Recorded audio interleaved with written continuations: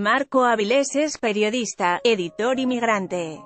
Ha escrito 3 libros: Día de visita, No soy tu cholo y ¿De dónde venimos los cholos? Portland, Maine. Hay distintas maneras de ejercer la violencia. Forzar el olvido es una de ellas. En el Perú, nadie encarnó mejor ese impulso por el olvido que el 2 veces presidente Alan García, quien se suicidó el 17 de abril. El dramatismo de su final, se disparó en la cabeza, creó un clima de desconcierto que políticos, intelectuales e incluso periodistas cercanos a él aprovecharon para intentar instalar desde los medios de comunicación una falsa memoria oficial del expresidente. Lo llaman héroe, mártir, perseguido, lo que no tiene relación con lo que muchos peruanos, quizá la mayoría, recordamos. Para entender las causas de la megacorrupción peruana actual, 5 expresidentes encarcelados o procesados, hay que remontarse a la segunda mitad de la década de los 80, cuando Alan García era el joven presidente de un Perú pobre y aterrado por una guerra interna. En esos años, García inauguró una manera de gobernar que ha marcado hasta hoy la historia del país, la idea de que el Estado puede ser la mina personal de quienes están en el poder, desde presidentes hasta alcaldes de pueblos remotos. Y también que el talento principal de un político consiste en fomentar el olvido colectivo para volver a gobernar. El desastre que era el Perú tenía numerosas causas, pero las 2 más visibles eran las figuras que dominaban el país. Uno era el presidente García, quien gobernaba rodeado de gente corrupta e ineficiente. El otro era Abimael Guzmán, el ex profesor de filosofía que lideraba Sendero Luminoso y se hacía llamar presidente Gonzalo. Por distantes que fueran sus posiciones, ambos parecían tocados por el paradójico mesianismo de quien intoxica lo que anuncia que va a salvar. Guzmán llenaba Lima con pintas que anunciaban la guerra popular. García, orador profesional, dominaba el país con su retórica engañosa. Ambos fueron los 2 villanos de mi infancia y de muchos otros peruanos. Me enteré del suicidio de García a la distancia, mientras viajaba con mi esposa por el sur de Estados Unidos, donde ahora vivo.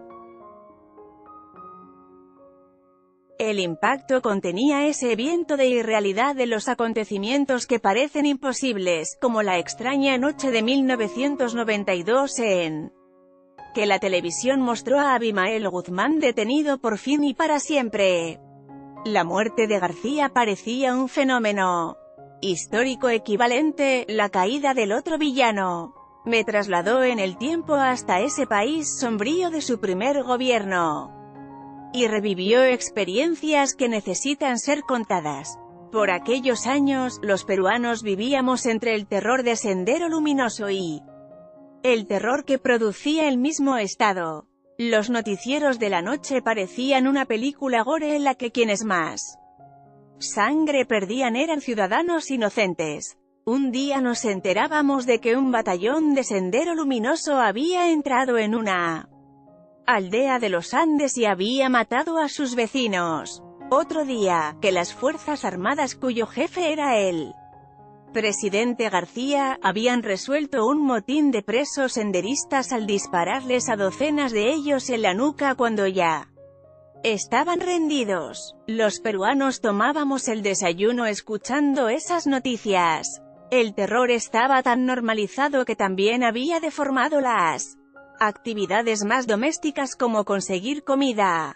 Mi hermana Elena solía volver del mercado con el cansancio de quien ha logrado evadirse por territorio enemigo. Ponía la bolsa de compras sobre la mesa, como un trofeo, y mientras vaciaba su contenido, me contaba cuánto había tenido que caminar y rogar para obtener la leche, el arroz, los fideos que íbamos a comer durante la semana. El Perú funcionaba al revés, las tiendas tenían productos, pero muchos de sus dueños preferían cerrarlas y no vender por miedo a que el dinero que obtuvieran hoy no valiera nada mañana.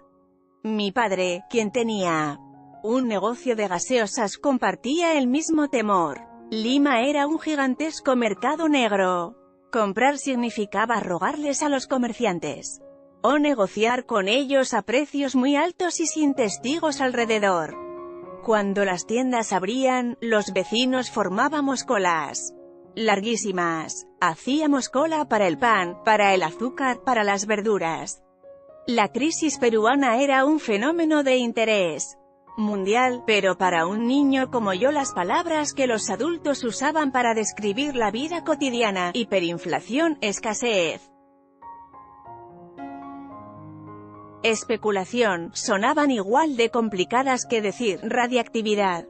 Yo vivía en un barrio pequeño, rodeado de cerros y pirámides prehispánicas, llenas de agujeros porque las habían saqueado, llamado Mangomarca.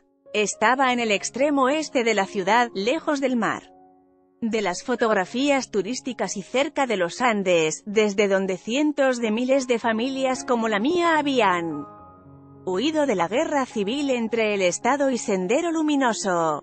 El conflicto había comenzado a principios de los 80, y durante 2 décadas iba a producir decenas de miles de muertos, desplazados y otro tipo víctimas. Una noche hubo un apagón en Mangomarca, como solía ocurrir casi todas las semanas. Los vecinos salimos de nuestras casas atraídos por un fulgor insólito. En la superficie del cerro más grande relumbraba, gigantesca, una hoz y un martillo.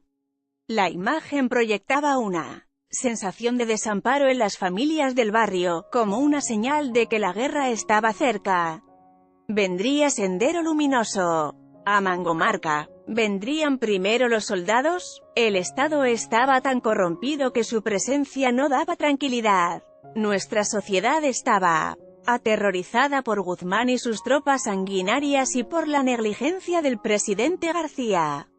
García contribuía al terror en lugar de combatirlo. En un país que se desangraba, su gobierno parecía una fábrica tecnificada de corrupción. Sus funcionarios recibían sobornos al comprar aviones de guerra o importar carne malograda que luego abastecía a los mercados desabastecidos.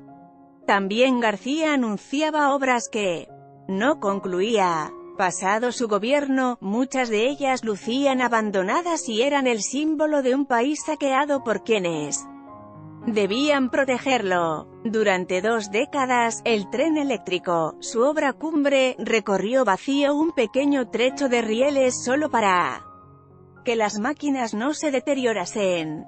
Los niños del barrio cercano de Villa El Salvador lo llamaban el tren fantasma. García huyó del Perú después de su primer gobierno, acusado de haberse enriquecido en el poder, y regresó casi una década después cuando sus delitos habían prescrito. No era inocente pero tampoco podía ir a prisión. En 2006, ganó la presidencia una segunda vez no porque fuese el candidato más popular sino porque su opositor, Ollanta Humala, entonces un exmilitar de discurso chavista, lucía como un mal incluso peor. García parecía haber madurado, pero los escándalos que empezaron a chamuscar su entorno, supuestos sobornos, indultos a narcotraficantes, obras que no se hacían, confirmaron que se trataba del García de siempre. Cuando años después, en la mañana del 17 de abril de 2019, un juez ordenó que lo arrestaran por delitos cometidos en su último gobierno. García atendió brevemente a los policías en su casa. Luego subió a su habitación y se disparó. Matarse fue su forma definitiva de evadir la justicia una vez más y un intento inútil de imponer su propia narrativa como héroe perseguido para que olvidemos las cosas terribles que hizo. Pero esta vez no lo logró. El olvido es una forma de corrupción.